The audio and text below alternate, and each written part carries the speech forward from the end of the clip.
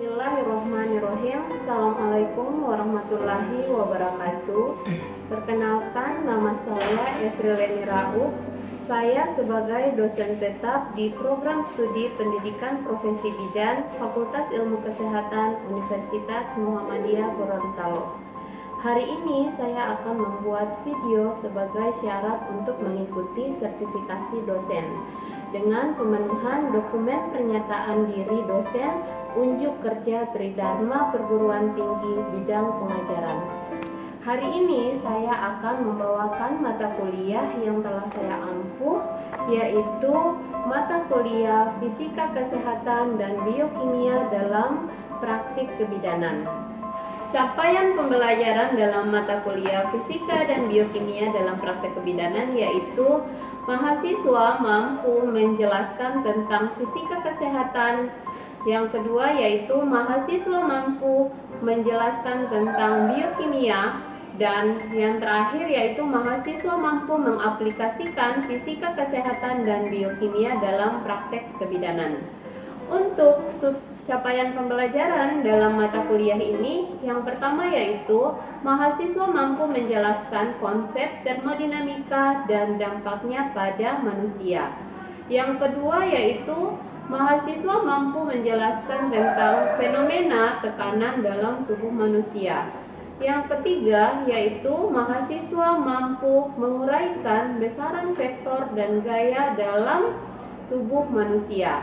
Yang keempat yaitu mahasiswa mampu menjelaskan biomekanika dan dampaknya dalam tubuh manusia. Yang kelima yaitu mahasiswa mampu menjelaskan prinsip dan cara elektrikal dalam praktek kebidanan. Selanjutnya, mahasiswa mampu menjelaskan tentang pengantar biokimia. Bagian 7 yaitu mahasiswa mampu menguraikan tentang karbohidrat dan mampu menguraikan tentang protein, lemak, enzim, vitamin, dan mineral. Yang selanjutnya yaitu mahasiswa mampu mengidentifikasi biokimia, hormon pada kehamilan, persalinan, dan nifas. Dan yang terakhir yaitu mahasiswa mampu mengidentifikasi penggunaan dan pendekatan biokimia dalam tubuh manusia. Untuk sub CPMK yang terakhir yaitu mahasiswa mampu menjelaskan tentang aplikasi fisika kesehatan dalam praktek kebidanan dan mampu mengidentifikasi penggunaan pendekatan biokimia dalam tubuh manusia. Deskripsi dalam mata kuliah ini yaitu memberikan mahasiswa kesempatan untuk mampu memahami tentang konsep termodinamika dan dampaknya pada manusia, fenomena tekanan dalam tubuh manusia, besaran vektor dan gaya dalam tubuh manusia, biomekanika dan dampaknya dalam tubuh manusia, prinsip dan cara kerja elektrikal dalam prinsip kebidanan, aplikasi fisika kesehatan dalam praktik kebidanan, kehamilan, persalinan, dan nifas, dan akan memberikan pengantar biokimia dalam karbohidrat, protein, lemak, enzim, mineral, dan biokimia dalam hormon pada kehamilan, persalinan, dan nifas, sehingga mahasiswa mampu memahami tentang penggunaan pendekatan biokimia pada tubuh manusia serta dapat mengaplikasinya dalam praktik kebidanan. Bahan kajian dalam mata kuliah ini yaitu fisika kesehatan, biokimia, serta aplikasi dalam fisika kesehatan dan biokimia. Untuk tim pengampuh dalam mata kuliah ini yaitu ada 2 tim pengampuh atau 2 tim teaching dengan metode pembelajaran yang akan diterapkan yaitu metode ceramah dan demonstrasi, permodelan, bertanya, dan refleksi yang bisa dilakukan oleh mahasiswa di ruangan kelas. Untuk media pembelajaran yaitu tim pengampuh akan menyiapkan slide presentasi daftar pustaka untuk browser internet berupa artikel-artikel yang memuat tentang mata kuliah ini atau tentang materi mata kuliah ini. Untuk mata kuliah ini dibuat rancangan penilaian dengan kehadiran sebanyak 10%, ujian tengah semester sebanyak 30%, dan ujian akhir semester yaitu 40%. Dalam prosesnya, mahasiswa akan dibekali dengan penugasan secara berkelompok dan observasi selama di ruang kelas.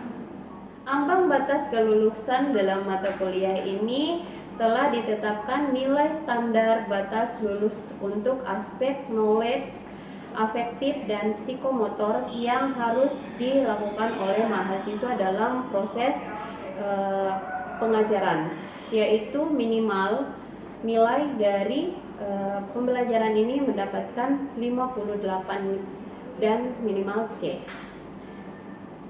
Terima kasih. Baik, video yang selanjutnya kita akan melihat proses di dalam ruangan kelas dalam proses pembelajaran.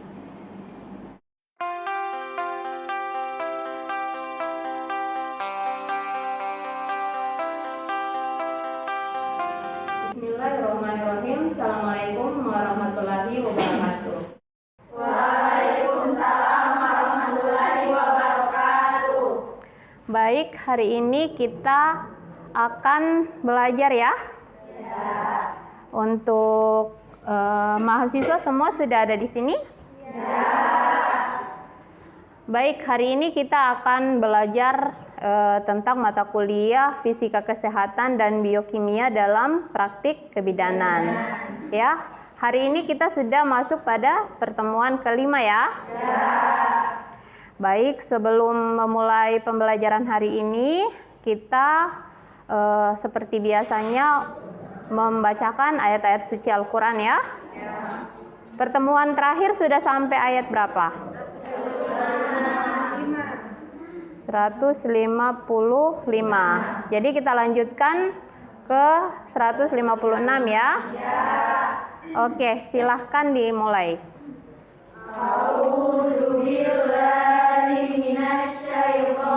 Bismillahirrahmanirrahim.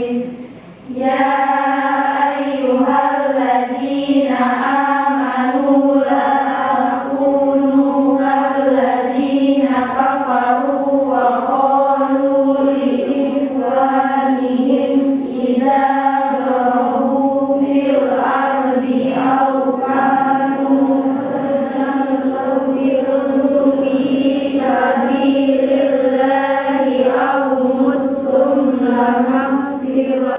Kita lanjutkan untuk ambil absensi dulu ya. Baik.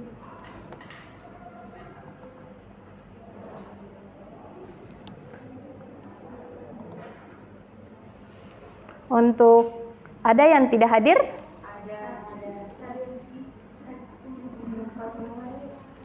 Dua. Jadi hanya Nur Fatmawati Watson saja yang tidak hadir ya.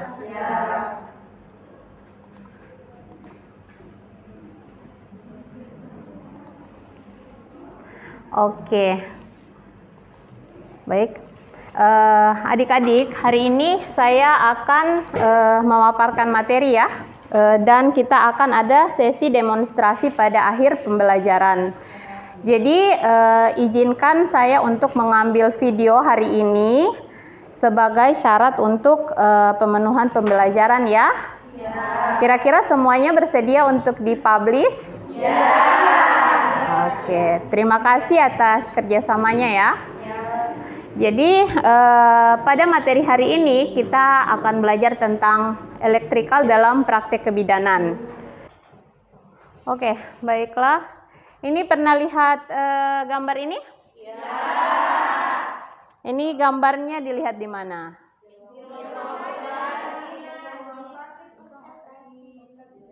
Di ruangan di rumah sakit ya, puskesmas atau fasilitas kesehatan. Jadi kalian bisa lihat ini juga ada di laboratorium kita ya. Apa ini kira-kira? bed ya, tapi ini lebih khusus ke bed ginekologi ya, atau bed partus. Jadi adik-adik pasti akan melihat bed ini akan ada di ruangan tindakan persalinan atau ruangan dokter ya. Jadi bed partus ini adalah bed yang didesain khusus untuk dapat digunakan oleh dokter spesialis kandungan atau bidan. Jadi khusus ya, hanya dokter kebidanan dan bidan yang biasanya menggunakan bed ini. Jadi dia beda dengan bed rawatan biasa ya. Gitu. Apa fungsinya? Jadi dia pada saat proses persalinan ini bed yang akan digunakan walaupun ada bed rawatan biasa. Namun ketika terjadi kegawat daruratan, ini bed yang harus kita gunakan karena ada posisi-posisi yang harus dilakukan tindakan pada bed ini gitu. Nanti adik-adik bisa lihat fisiknya seperti apa ada di laboratorium. Jadi apa yang digunakan lagi untuk bed ini? Biasanya pada penggunaan alat kontrasepsi dalam rahim atau biasanya disebut dengan AKDR atau IUD. Pernah dengar tidak ibu-ibunya menggunakan AKDR? IUD ya. Ya, kalau di ini dia AKDR. Sama ya. Jadi kalau AKDR itu kan dipasang di dalam rahim sehingga bed ini harus digunakan pada saat pemasangan alat kontrasepsi AKDR atau IUD ya. Yang selanjutnya yaitu bidan kit. Ini bidan wajib memiliki. Adik-adik di persiapan alat sudah ada ya biasanya. Jadi semua bidan itu dibekali dengan bidan kit ya. Jadi satu tas itu sangat bermanfaat untuk kita sebagai seorang bidan. Jadi di dalam bidan kit ini ada instrumen yang digunakan pada saat melakukan bedah oksigen atau bisa juga untuk operasi yang kecil. Namun bidan kit ini harus steril alat yang ada di dalam. Ya. Nanti akan ada apa saja alat yang ada di dalam bidan kit. Ya. Ini ya yang ada di dalam bidan kit. Dia ada alat partuset. Kalian sudah memiliki alat partuset? Punya ya? Sudah tahu namanya? Sebagian. Manfaatnya? Sebagian. Pernah lihat ya? Karena sudah memiliki. Jadi pada bidan kit itu ada tas bidan, ada set partus atau partuset. Ada lenek. Mana lenek di sini? Di gambar ini. Mana lenek? Yang putih. Iya, ini lenek kayu ya. Ada timbangan bayi. Ada termometer. Kalau di gambar ini ada tidak termometernya? Ini termometer ya. Tensimeter. Ini ya, ini ada di bagian belakang. Ada perlak, ada nirbekeng, waskom kecil, penlight, dan ekstraktor mukus ya. Ini sebagian alat-alat yang ada di alat partuset. Jadi karena kalian sudah memiliki, kalian harus tahu manfaatnya itu untuk apa gitu ya. Yang selanjutnya yaitu Doppler. Pernah lihat ini? Jadi kalau di atas ada lenek, di sini ada Doppler. Ini adalah teknologi terbaru ya. Kalau dulu kita sebagai bidan itu kita hanya menggunakan lenek kayu atau lenek yang besi. Tapi kalau sekarang kita bisa menggunakan Doppler. Jadi DJJ-nya itu langsung terdengar tanpa kita harus dekatkan telinga kita di perut ibu ya. Jadi langsung terdengar. Jadi apa fungsi dari Doppler ini? Sama ya, untuk pemeriksaan kesehatan, namun dia menggunakan gelombang. Kalau lenek kan kita dengarkan dengan gelombang bunyi melalui kayu tadi ya. Jadi suara frekuensi tinggi untuk memantau kondisi aliran darah dan pembuluh darah. Jadi lebih dipermudah lagi, kita langsung bisa mendeteksi denyut jantung janin atau yang dikenal dengan DJJ. Jadi ini fungsi dari Doppler. Yang selanjutnya USG. Ini biasanya dilakukan oleh siapa? Dokter Obsgyn ya. Namun karena ada perubahan teknologi, perkembangan ilmu pengetahuan, sekarang itu bidan juga bisa ada dilatih untuk melihat ya alat USG ini. Jadi ada pelatihannya. Kita bisa melihat mana kepala, DJJ-nya di mana, normal tidak gitu. Jadi ada pelatihannya. Jadi karena perkembangan ilmu pengetahuan sehingga yang dulunya bisa dilakukan oleh dokter sekarang bisa bidan lakukan. Tapi harus mengikuti pelatihan. Jadi bidannya itu harus terlatih untuk melihat. Karena jangan sampai kalian salah mendiagnosa, ya. Gitu. Jadi harus bidan terlatih. Selanjutnya ini adalah tensi. Jadi apa perbedaan dua tensi ini? Jadi ini yang manual. Kalian miliki yang mana? Yang manual atau yang manual? Yang ini adalah yang digital. Apa perbedaannya kira-kira? Fungsinya. Kalau fungsinya sama tidak? Sama. Cara kerjanya? Apa perbedaannya? Kalau yang ini tidak digunakan lagi di sini, dia tidak dipompa lagi ya, karena dia langsung terlihat hasilnya di sini, sistol dan diastol. Perbedaannya di sini kita akan menggunakan palpasi atau stetoskop ya. Jadi kalau dia menggunakan stetoskop, kita akan menggunakan yang manual, sehingga hasilnya kita akan tahu diastolnya, ya. Tapi kalau ini langsung terlihat hasilnya sistol dan diastol. Jadi ada baiknya kita akan memiliki dua-duanya. Kalau di perkampungan tidak memiliki listrik dan butuh sesegera mungkin untuk mengukur tekanan darah, kita mampu menggunakan alat ini ya. Jadi kalau ini lowbat, ini bisa digunakan gitu ya. Yang selanjutnya yaitu termometer. Jadi sering ya menggunakan termometer kalau demam atau hanya diukur saja biasa. Sering menggunakan termometer. Termometer ini sangat banyak digunakan pada saat apa? COVID kemarin ya. Jadi teknologi itu biar kita tidak ada sentuhan. Kalau ini kan kita langsung di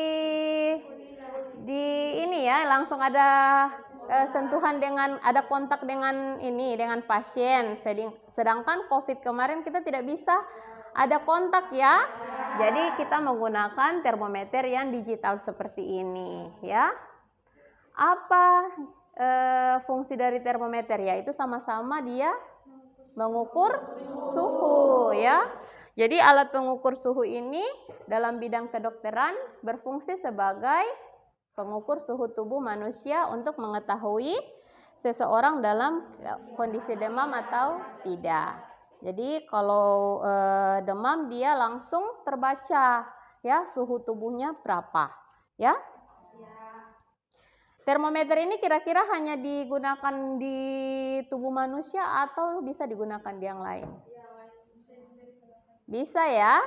Ada di sini ya, ada untuk mengetahui suhu oven, tapi tidak menggunakan suhu seperti ini, alat seperti ini. Ada pengukur yang lainnya, alat pengukur lainnya. Untuk mengetahui suhu kamar, suhu ruangan, dan suhu mobil.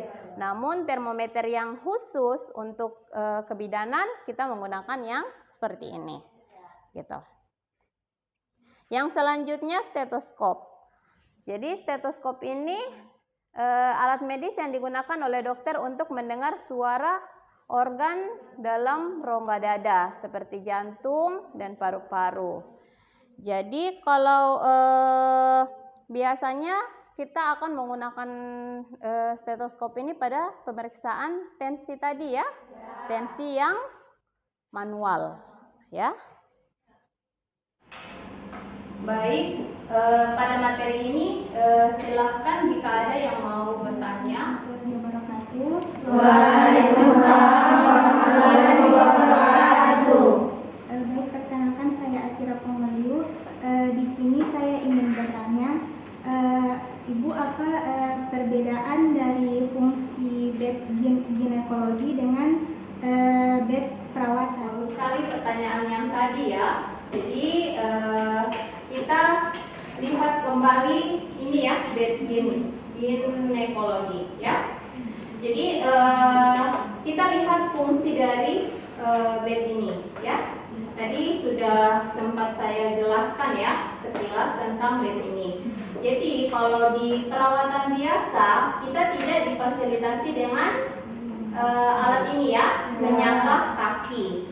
Dan di sini ada tempat yang kosong untuk membuang kotoran-kotoran yang hasil dari tindakan ya. Jadi bed ini bisa naik turunkan. Ini alat ini ya.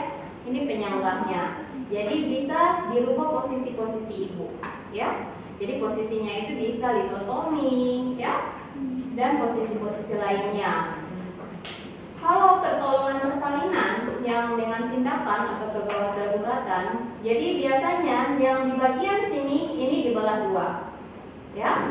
Jadi ibunya naik di sini, kakinya di sini, kiri kanan, dan dia mengangkang. Pada saat proses persalinan yang patologi, ya, yang sungsang, lintang, ketika sudah masih bisa dilakukan secara manual, biasanya ini digunakan bed ginekologi ini. Demikian dengan pemasangan alat kontrasepsi, karena dia harus terbuka ya, sehingga untuk memudahkan ibu dan petugas yang akan memasangkan alat kontrasepsi. Jadi bed ini serbaguna. Nanti ini bisa dibelah dua ya. Yang ini tidak digunakan, yang ini yang digunakan bagian atasnya. Perbedaannya gitu ya. Kalau perawatan kan dia tidak ada ya. Tapi dengan kaki, dengan yang di sini yang lubang. Jadi biasanya di sini adalah proses kalau ada tindakan-tindakan yang dilakukan. Kira-kira sampai sini paham? Iya, jadi sudah bisa membedakan ya? Ya.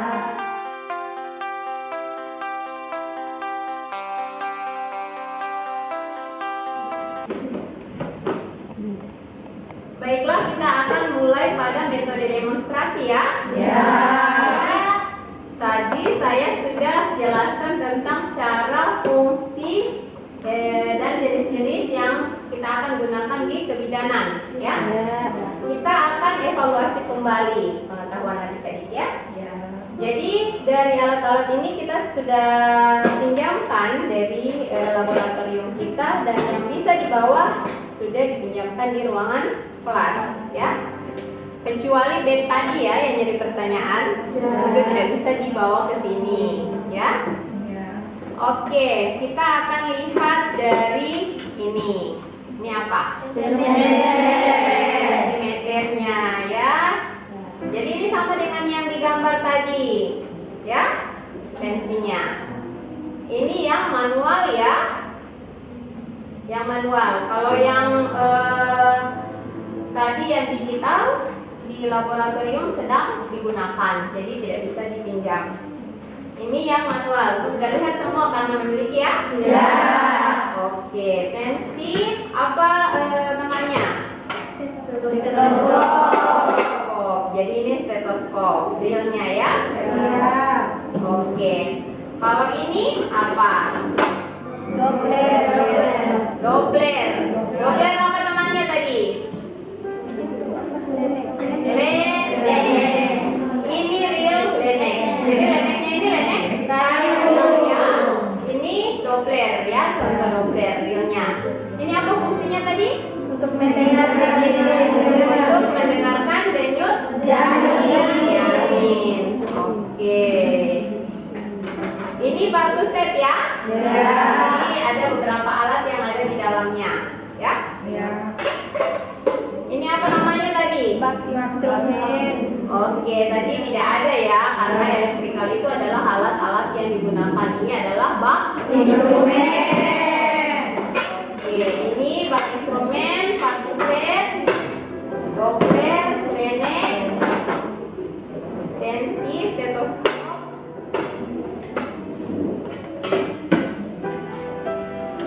Kalau ini apa? Pernah lihat ini? Ya. Patella reflex ya, tadi tidak di ini ya. Jadi ini patella reflex. Ini fungsinya untuk apa? Untuk perkusi ya, untuk perkusi. Kalau ini ya untuk apa? Auskultasi. Auskultasi. Kalau palpasi apa ya? Ada ya. Yang selanjutnya ini yang terakhir ya. Ini apa? Termometer. Apa perbedaan dari termometer ini? Mana yang manual, mana yang ini apa? Manual. Oke, berarti paham ya? Ya. Kalau ini apa? Kalau satu per satu dievaluasi bisa tidak? Bisa. Oke, siapa yang bersedia dievaluasi? Ayo, satu. Kan kita masih belajar, ya. Melvi, coba Melvi, ayo ke depan. Nanti Melvi pilih salah satu dan tunjuk temannya untuk menjelaskan alat ini dan fungsinya. Silakan dipilih salah satu. Oke, siapa kira-kira yang akan menjelaskan? Jadi teman-teman, ini namanya bak instrumen yang berisikan set paku set yang fungsinya itu untuk membantu Saya akhiri pembelajaran hari ini. Terima kasih atas kerjasamanya. Assalamualaikum warahmatullahi wabarakatuh. Wah.